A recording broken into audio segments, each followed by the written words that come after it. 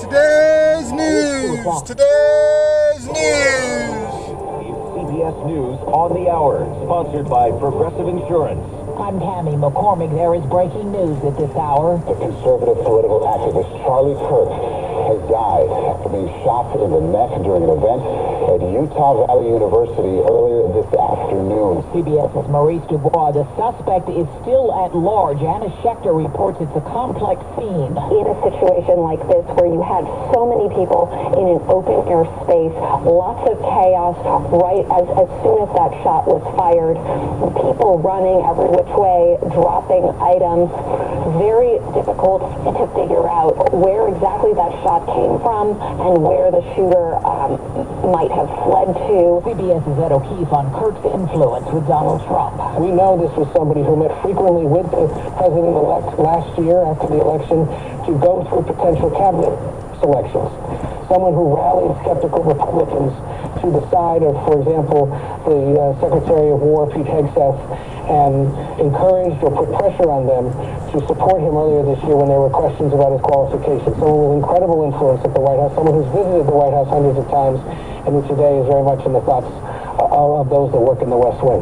NATO warplanes shot down Russian drones over Poland last night in a provocative act by Moscow. Eleanor Watson has more from the Pentagon. The NATO Secretary General said that there will be a full accounting of Russia's intent, but already some European leaders are pointing to these violations with the fear that Russia was probing NATO air responses to test what would happen if Russia decides to put on a larger attack in the future. Israel launched strikes in Yemen today. Yesterday's strikes on Hamas targets in Qatar are still raising concerns. Former U.S. Ambassador to Israel, Edward Jajarian.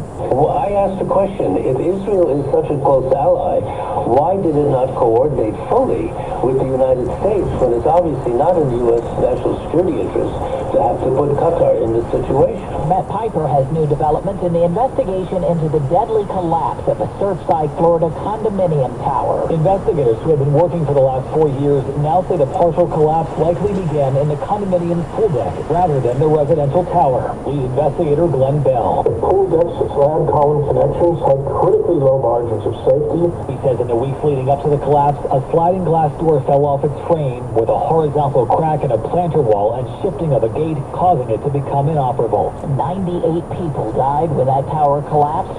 On Wall Street today, stocks finished mixed. The Dow Jones Industrial's off 220 points. This is CBS News. Well, that's today's news. I didn't hear any good news, did you? I didn't think so. I guess it's all about perspective. The glass is half full. Well, as always, I want to thank you again for coming along with me on these Dash Cam News adventures.